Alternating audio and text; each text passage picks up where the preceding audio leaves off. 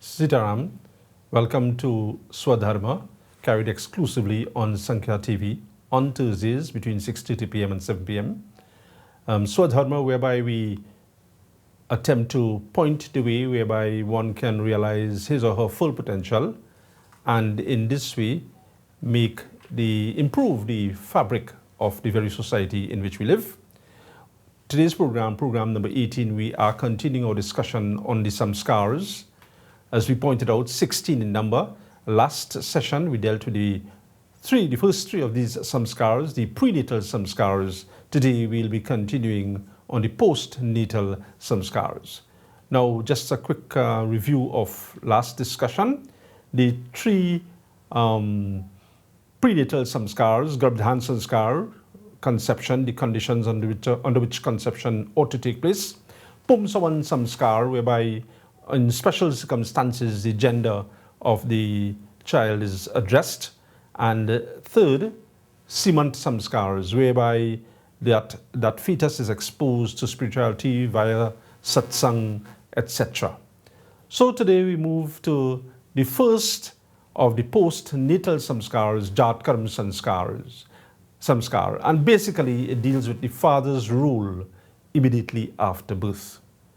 Now, leading up to birth, in order to address adverse conditions like difficulties in labor for the wife, one can make use of yantras. So a word on yantras. And this is where the husband has to be a major part of the coming to the world of a child.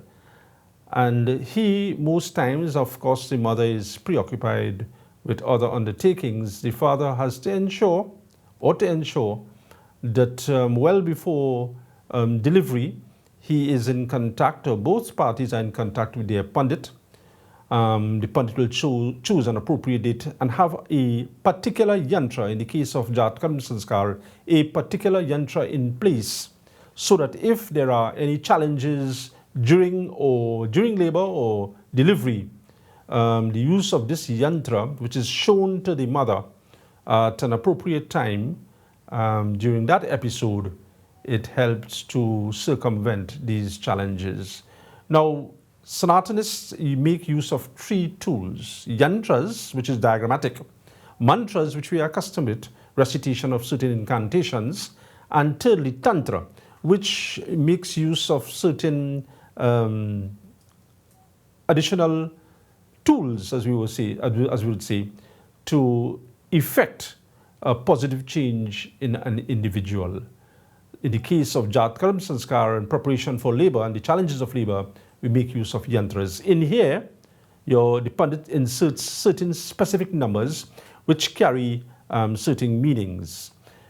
These yantras, all yantras work with the right hemisphere of the brain, and they initiate the imagination faculty of the human being, of the individual. So that's the purpose of the yantras. It triggers that response from any individual. This particular yantra is in the form of the square. Now, as we have mentioned here, the eye conveys little or no response with the brain when it is focusing on right angles, as we have in a square here. So the whole idea of this yantra is that the focus will be not out of the diagram, but in the diagram and numbers and what they represent. And this is where the yantra has a very effective role, particularly in Jatkarm Sanskar. Preparation again. We all know about how the female should prepare herself for delivery, making use, of course, of the Lama's classes that is very popular around her. It was developed by an obstetrician, a French obstetrician, in the 1950s, and whereby there are certain exercises that help with breathing, dealing with labor pains, and so the husband should accompany wives, because remember, in that moment of delivery, she will need the close guidance and close reminders of what she needs to do, her breathing patterns, all to allay the challenges of labor pains. This is ideally done on the 7th month. Lama's classes is usually done on the 7th month. So it augurs well for a delivery that is so important. When birth of that baby arrives, one has got to be a little cautious with the constellation known as Mole. There are 27 constellations, as we have mentioned time and time again in the program. And it's under one of these 27, every individual is born. The one that is known as Mole has certain hurdles with it. And so the couple keeping in contact with their pundit and having an idea of the day or the possible days of delivery within a short time frame. We can predict actually if there will be a situation where Mole prevails, and if that is the case, there has got to be certain spiritual intervention before the father can see the child. So that's it's a Mole Shanti which has to be done. Having said that, one doesn't have to hold Mole Nakshatra in awe. For instance, the very writer of the Ramayana, Sant Tulsidas Ji, he was born in Mole Nakshatras. So it's not that big a deal, but it needs to be monitored. There are also some other constellations and other factors at the hour of birth, astrological factors that have to be looked upon because they all carry attendant shantis. For instance, a lunar solar position, which is known as a yoga, that has to be paid attention to because some of these yogas carry certain negatives that has to be annulled, that have to be annulled. So we have preparation for delivery, we have delivery. We move on further in Jatakaram Sanskaar. Here, the father becomes very active upon the birth of the child, where the child is now brought in the mother's presence, and the father introduces a mixture of ghee and honey on the baby's tongue using a sterilized piece of gold. The reasons for these instructions are very sound. They are penned in a group of authoritative texts in Sanatana Dharma known as Griha Sutras. For instance, Paraskar Griha Sutra, Shaunakya Griha Sutra, Gobhilya Griha Sutra. All these are references giving the reasons why. Interestingly enough, William Shakespeare had this done for whatever reason at the time of his birth, whereby a mixture of ghee and honey was introduced into his tongue. After this is done, the baby is now introduced to the right breast of the mother. So the first nursing takes place on the right breast. And very important, the father at this point in time accept responsibility to meaningfully contribute in the child's upbringing. He has got to be a role model. Negative habits like substance abuse has to be wiped out of the map if we want a child to grow with some sort of stature. That father has to show respect, and likewise the child will begin to imbibe such respect to his fellow man. So there are other responsibilities. These and other responsibilities the father has to practice so that it will be a shining example for that child to follow. When this little ceremony is done, the father now heads home and performs Hawan on the same day with ghee at his home, and we reference Tritiya Pariched. In that puja that is being done by the father, and we quote, Agnimindram Prajapatim Vishwan Devan Brahmas. The days are the deities to whom oblations of ghee are offered in this ceremony of Jatakaram. And the blessings of these deities, which we'll elaborate briefly on, help that father to live up to the ideals that we enumerated, some of them which we enumerated a little while ago. And those deities are the blessings of the deities are Agni Devata, the god of fire, Indradev, the lord of celestials, Prajapati, Daksh Prajapati, from whom creation starts, the son of Brahma, the Vishvadevas, and very important, Brahma the creator. Because many times Brahma, for whatever reason, is left out of puja. And we have quoted periodically references where Brahma is a key part of Hindu worship. He is the creator. He lends creativity to everything that we think, do, and say. And here too, in Jatkaram Sanskaar, Brahma is designated as a chief deity to whom oblations are offered. After Jatkaram Samskaar has been performed, and this has been given brevity to give a guideline. Once Pandit can always give the detailed maneuver. Then comes what is known as the first bath, Nahan, as we say locally. And the point in time when water is introduced on the head of the child has to be very specific. It's on the 6th day of birth. Now, day 1 being the day of birth itself. And the recommended days are Tuesdays, Thursdays, and Sundays. So one might find that if a child is born on a Monday, the 6th day is Saturday. And here we are saying the first bath, meaning when the water is introduced on the head for the first time, should be a Tuesday, a Thursday, or Sunday. And here one uses his reference, his Pandit as reference, and they will most likely choose the Sunday. So it's closest to the 6th day, providing the astrological factors are in place. If they are not in place, they might be taking a look at Thursday. So the 6th day bath hinges heavily on the very day of the week on which this 6th day bath occurs, where water, as we say, is introduced on the head of the child. At that point in time, this is very, very important for the welfare, the well-being of that child. Not only health-wise, but the development of that child is highly influenced at the point in time where the face of the child, what direction has been given that that face of the child should be at the point in time when the water impacts on the head. Now, definitely mothers will need help here. The mother might be making the maneuver to pour the water, or she might be making the maneuver to hold the child in position. She might have the help of someone close by. So one will introduce the water, one will hold the child, and obviously it's difficult, a babe like that, to keep the babe still and all that.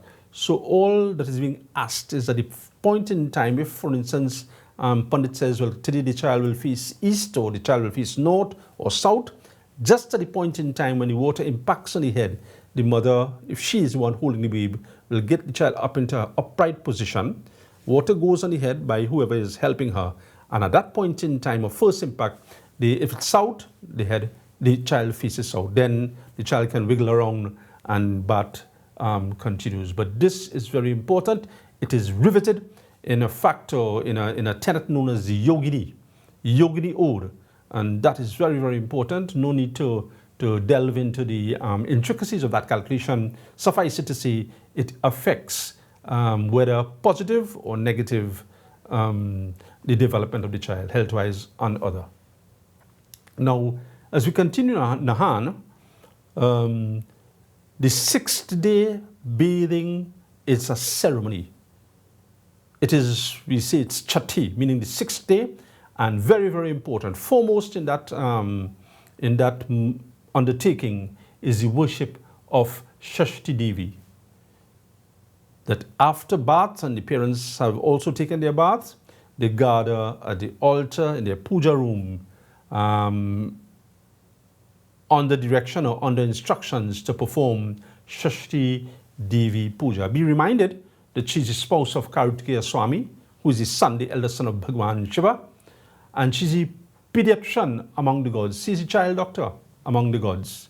She's representative to take care of children, us, at the infant stage, at the young stage. So naturally, we introduce her into the picture, and worship of her can also be continued, because it's not a one-off situation. We don't visit the peds once in a lifetime. Whether we are sick or not, we have regular checkups to make. So too, the chief pediatrician, Shashti Mata, she should be recognized every month. And no need to be burdened about how we're going to devise that. We quickly reference SVV calendar. So there we are, we just put up search, we click, we go to SVVTT.com, click on calendar, then click on daily calendar, and this pops up. And we give you an example for this month, right? September 2018, the 60th, which is for the worship of Shashti Devi, whom we speak about here, it occurs here. It starts Friday 31st August at 7:33 p.m. and Saturday 1st September at 6:39 p.m. it ends. So if a child was born in August month, mid-August for instance, and the 6-day ceremony was performed and Shashti Devi Puja was performed, and we need to continue the process, here it is, the next day would be this date in August. And so every month, we have 2 occasions every month whereby we designate a little worship to Shashti Devi. Nothing need to be elaborate here. Just get into the puja room and offer a little flower, a little chandan, a little agarbatti, dhoop, and arati. That'll suffice under the circumstances. That may just be tailored to take about 3 minutes, maybe less.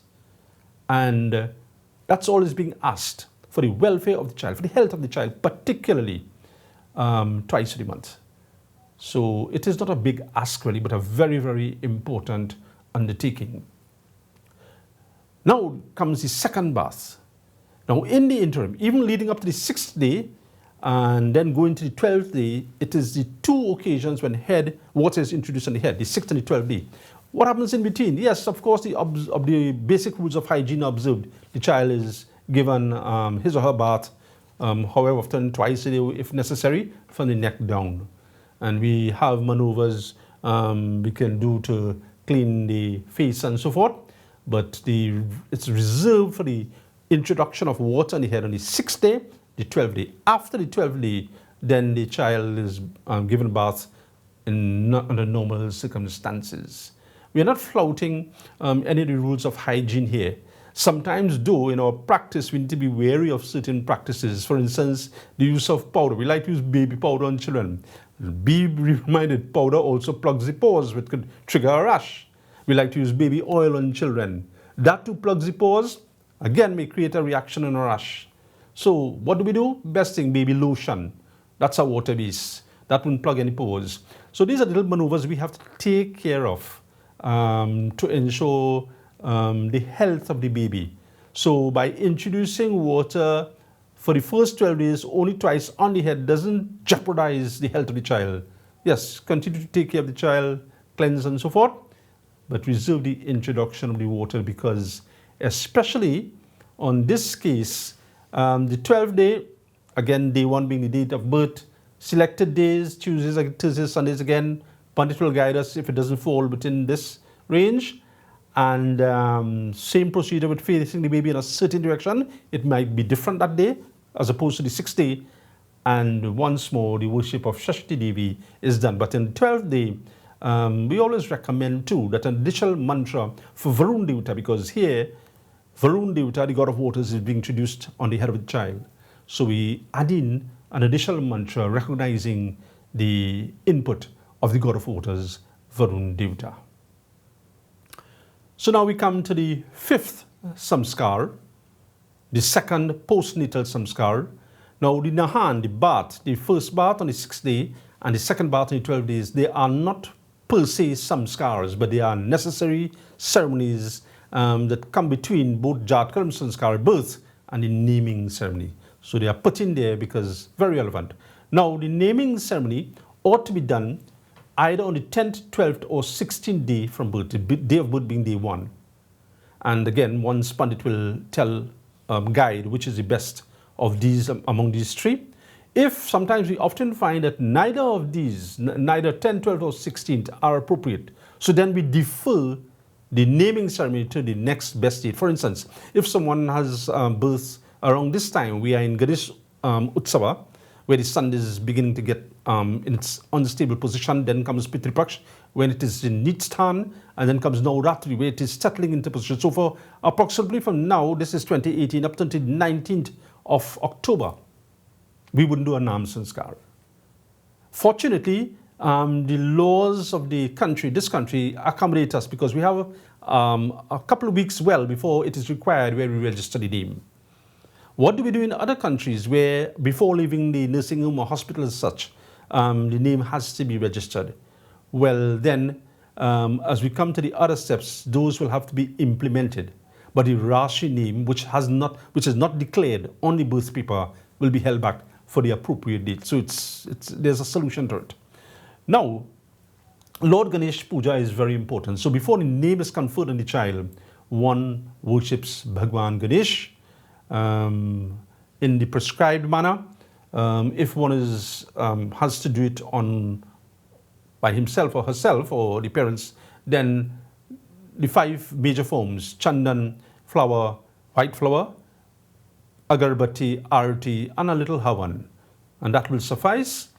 And at the naming ceremony, Karmakandi Brahmins who practice and live the type of life should be present, that when the name of the child is whispered into the air by the parent, by the father, then having gained the approval of the Brahmins and the Pandit about pronunciation, about meaning and so forth, they will offer akshat and bless that child. Now, Nam Samskaar continued. The name should be approved, as you see.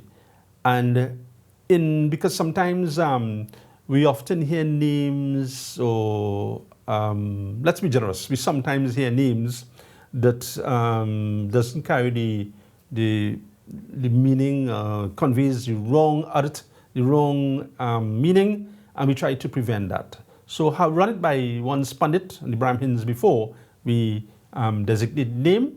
The calling name, we give parents an option to decide on name, run it by your authority, but the Rashi name has to be done by one's Pandit. We'll get a little glimpse how that is done. But some of the things that we pay attention to, that the starting syllable of a calling name should be compatible with town or village of residence. Long story cut short. For instance, the very birth of Sri Ramchandra. He was born in Ayodhya along with his brothers Bharat, Lakshman and Shatrughna. And according to Sanatana Dharma, if the town starts with as in Hindi, one avoids putting a calling name that begins with ta, that is the dental ta, da, na. So obviously Ram, Bharat, Lakshman, Shatrughna fulfilled that, that necessary requirement. So in naming, these little techniques are pointed out. These little techniques that we allow one's Brahmin or Pandit to take charge of, to make sure that, like Dr. Water, that child grows up in a town or a village. The Rashi name should be kept confidential. Alluding more to how we arrive at the Rashi name, because the Rashi name cues one on a lot about the qualities of that child, or the potential of that child. Each constellation is divided into 4 parts. Each part is represented by a certain syllable. So for instance, the second constellation is known as Bharni. And if the child is born on the first part of Bharni, the syllable that is attached to that first part is Li. So if it's a girl child, we give her the name, for instance, Leela. So that will be the Rashi name, the undeclared name of the child, which is used whenever the word Sankalp is said in any ritual, in any undertaking. This says, "I'll take your name," that's a name that will be added on. How could we not mention a quotation, particularly from Ramayana, particularly about Shri Ram, the Supreme Incarnate, at his naming ceremony? So on the appointed date, his Guru Vasishtha, put together the Nam Samskaar, and Sant Tulsidas ji in Balkan describes Jo Anand Sindhu Sukarasi, Sikrate Trai Loka Supasi, So Sukadama Rama Asanama, Akhil Lokadayak Visharama. Meaning, in a nutshell, that Guru Vasishtha says, Jo Anand Sindhu Sukarasi, he who is the embodiment of happiness, Anand, and yet he who is the home of pleasures. Pleasure is but an interval between 2 pains. And this actually describes the Leela of Ram, when he came as Ram, as that Prince Regent, because it was God incarnate. We all know that. So he was the embodiment of happiness. But also he had to undergo moments of pleasure, moments of pain. Pending coronation, pleasure. volunteering himself into Banbas, more so with Sita Devi, painful. Re-enthroned as king of Ayodhya, pleasure. Then having to having to accede to the request of the Dhobi, he had to send the Sita Devi out of the kingdom. So this describes the life of Shri Ramchandra. Sikarte Trailokaspasi, but that very Shri Ramchandra ji, he played the part of a mortal, but let it not escape the mind and the imagination that even a drop, an iota of his grace brings supasi, brings comfort to to the three worlds. We speak of earth, we speak of the lower spheres, lowest of which is Patal, and we speak of the upper spheres as the three worlds. Now, so Sukadham Ram Asrama. This is Ram himself, this is Ram that we know, we are accustomed to. He again, in our lives, produces Sukh. We want Anand, but we get Sukh because the laws of karma have to be obeyed. We get moments of pleasure, moments of pain.